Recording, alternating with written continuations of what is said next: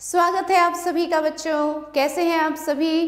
तो शुरू करते हैं आपकी व्याकरण की कक्षा 5 की कक्षा। और आज हम करेंगे वाणी श्रृंखला की पाठ्य पुस्तक मेरी हिंदी व्याकरण का एक नया पाठ। कौन सा पाठ करेंगे आज? पाठ 14, पत्र लेखन। तो आइए देखें पत्र कैसे लिखा जाता है। पत्र लेखन एक महत्वपूर्ण कला है। पत्र के द्वारा हम अपने विचारों एवं भावनाओं को दूर बैठे व्यक्ति तक पहुंचा सकते हैं। ठीक है, जब हम जा नहीं सकते हैं, कहीं दूर कोई रहता है, तो अपने भावों को, अपने विचारों को कैसे पहुंचाते हैं? उस तक पत्र के द्वारा पहुंचाया जाता है। इसके द्वारा हम अपनी आवश्यकताओं, सूचनाओं, शिकायतों व अन्य भावनाओं की जानकारी दूसरों को दे सकते हैं और दूसरे व्यक्तियों के पत्रों से उनके बारे में सूचनाएं प्राप्त कर सकते हैं। ठीक है, पत्र लिखते समय निम्नलिखित बातों पर ध्यान देना आवश्यक है। परंतु बच्चों, एक बात का ध्यान रखना आवश्यक है कि जब हम पत्र लिखते हैं किसी को, उसके कुछ नियम होते हैं। किस तरह से पत्र को लिखा जाता है, आज हम वो पढ़ेंगे। आइए पढ़ें। पत्र के दाईं तरफ सबसे ऊपर उस स्थान का नाम लिखना चाहिए जहां से पत्र लिखा जा रहा है। पत्र के दाईं ओर ऊपर के भाग में जहां से वो पत्र, हम अगर पत्र लिख रहे हैं, हम कहाँ रहते हैं, हम कहाँ से लिख रहे हैं वो पत्र, वो लिखा जाता है। स्थान के नीचे तिथि अवश्य लिखनी चाहिए। जिसको पत्र लिखते हैं उसके प्रति आदर सूचक शब्द जैसे श्रीमान, आदरणीय, पूज्य अथवा प्रिय आदि लिखना चाहिए। अपने मुख्य विचारों को उचित रीति से लिखना चाहिए। अब जो बातें आपको कहनी है, जो लिखना है, उसे उचित तरीके से लिखना जरूरी है। एक ही बात को बार बार नहीं दोहराना चाहिए। तो ये कुछ नियम है पत्र लिखने के। आइए अब कुछ पत्र पढ़ते हैं। कुछ पत्रों के उदाहरण पढ़िए।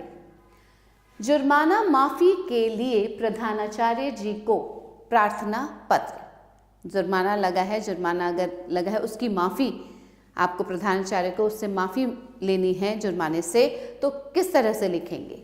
देखिए, सेवा में श्रीमान प्रधानाचार्य महोदय, जिसको लिख रहे हैं हम। सनराइज, अब कहाँ के हैं वो प्रधानाचार्य?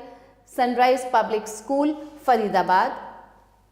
दिनांक आया, फिर एक आदर सूचक शब्द महोदय। निवेदन यह है कि मैं आपके विद्यालय में कक्षा 5 का छात्र हूँ। कल खेलते समय अचानक मेरी गेंद से कक्षा की खिड़की का शीशा टूट गया, जिसके कारण कक्षाध्यापक ने मुझ पर 200 रुपये का जुर्माना लगा दिया है। अब जुर्माना कितने रुपए का लगा है वो पहले तो अपने बारे में बताया। आप कौन सी कक्षा के छात्र हैं और किस कारण से आप पर ये जुर्माना लगा है और कितने रुपए का जुर्माना लगा है।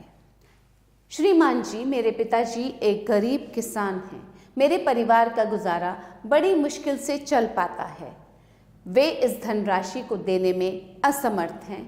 अतः आपसे अनुरोध है कि इस बार मेरा जुर्माना माफ़ कर दिया जाए। देखिए, कोई भी बात बार बार नहीं लिखी गई है। आप कौन हैं, आपके बारे में जिसने लिखा है उसके बारे में पहले लिखा गया, उसके बाद किस कारण से जुर्माना लगा वो लिखा गया, कितना जुर्माना लगा वो लिखा गया, फिर क्या आपकी विवशता है वो लिखी गई, क्यों नहीं आप वो जुर्माना भर सकते हैं, और जुर्माना माफ़ी के लिए अनुरोध किया गया। आपका आज्ञाकारी शिष्य अमित गुप्ता, कक्षा 5। जिसने ये पत्र लिखा उसका नाम और उसकी कक्षा। ठीक है बच्चों, अब अगला पत्र पढ़ते हैं बच्चों। परीक्षा निकट आने के कारण अपनी सखी को मन लगाकर पढ़ने की सलाह देते हुए पत्र। आपकी कोई सहेली है, दूर रहती है और परीक्षाएं निकट आ रही हैं उसकी, तो उसको आप सलाह देते हुए एक पत्र लिखते हैं कि मन लगाकर पढ़ना। अब यहाँ देखिए, आप जहाँ से लिख रहे हैं वो पत्र, आपका घर का नंबर, एड्रेस और फिर दिनांक। ठीक है, तिथि होना बहुत ज़रूरी है, दिनांक होना बहुत ज़रूरी है, जिस दिन आप ये पत्र लिख रहे हैं। प्रिय सहेली, यहाँ मैं कुशलतापूर्वक हूँ। आशा करती हूँ कि तुम भी कुशल होंगी। कल चाची जी मिली थी, उनसे मुझे पता चला कि तुम्हारी इस वर्ष की परीक्षा निकट आ रही है।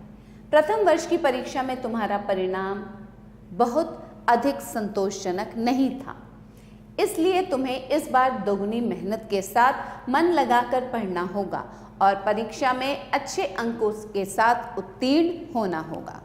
तो क्या बात कही गई है यहाँ पे?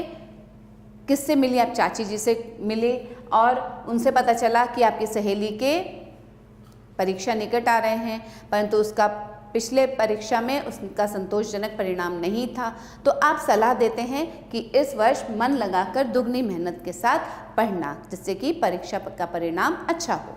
ठीक है, इतना लिखने के बाद मुझे आशा है कि तुम अपने माता पिता और मेरी उम्मीदों पर खरी उतरोगी, अतः तुम प्रत्येक क्षण का सदुपयोग कर अच्छे अंक प्राप्त करना।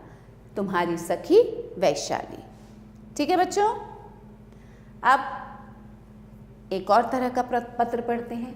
अपने मित्र को प्रथम आने पर उसे बधाई देते हुए पत्र। आपका कोई मित्र प्रथम आया है कक्षा में, उसको आप बधाई किस प्रकार देंगे? पत्र के द्वारा। यहाँ फिर से वही आपका एड्रेस आया और फिर दिनांक, जिस दिन आप ये पत्र लिख रहे हैं। प्रिय मित्र, तुम्हारा पत्र मिला।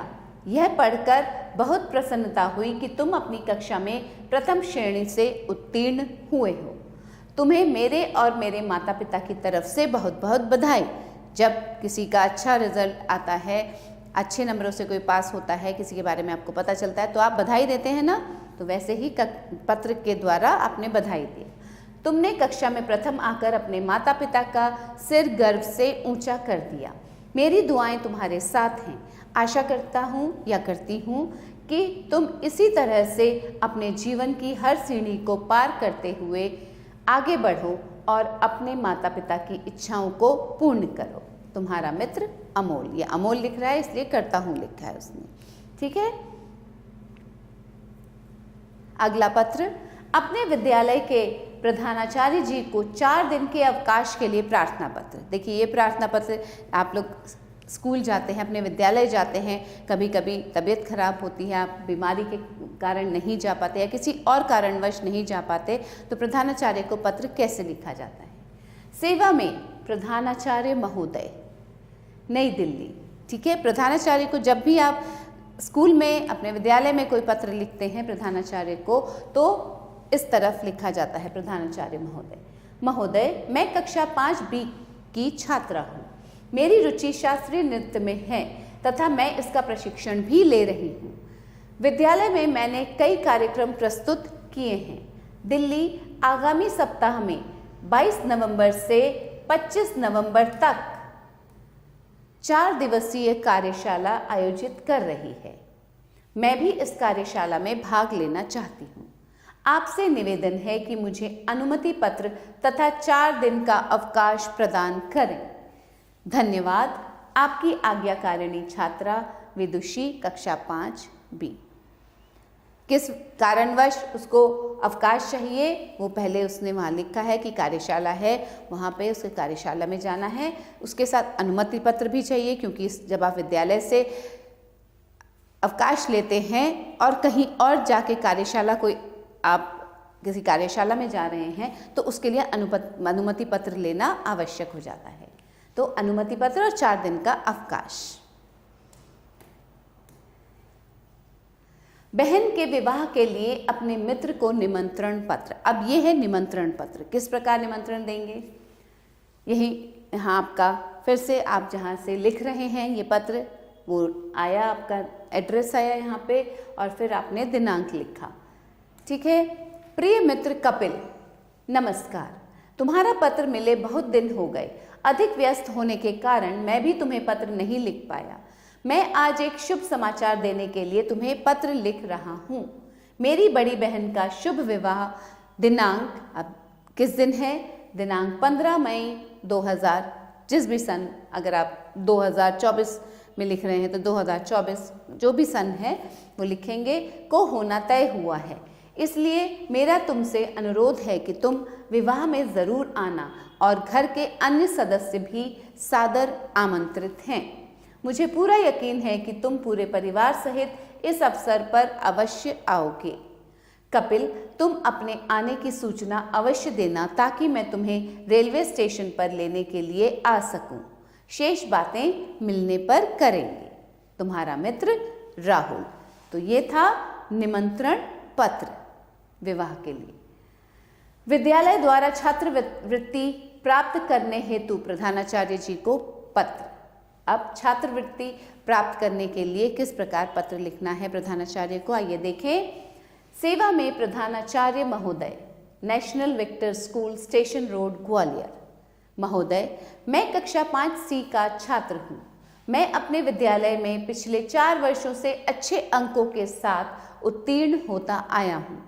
मैं आपको एक विशेष उद्देश्य से यह पत्र लिख रहा हूँ। मेरे पिताजी एक छोटे स्तर के व्यापारी हैं। हम 3 भाई बहन हैं। हमारी आर्थिक स्थिति ठीक न होने के कारण मेरे पिताजी मेरी फीस देने में असमर्थ हैं। इसलिए वे चाहते हैं कि मैं स्कूल छोड़ दूं, लेकिन मैं आगे पढ़ना चाहता हूं। इसमें मुझे आपकी सहायता चाहिए। ठीक है, पहले तो अपने बारे में बताया कि क्या क्या आर्थिक समस्याएं हैं और कितने भाई बहन हैं, लेकिन वो पढ़ना चाहता है। फीस न देने के कारण स्कूल छोड़ना पड़ेगा, लेकिन वो आगे पढ़ना चाहता है। तो अब अतः मेरा आपसे विनम्र निवेदन है कि आप मुझे छात्रवृत्ति प्रदान करने की कृपा करें।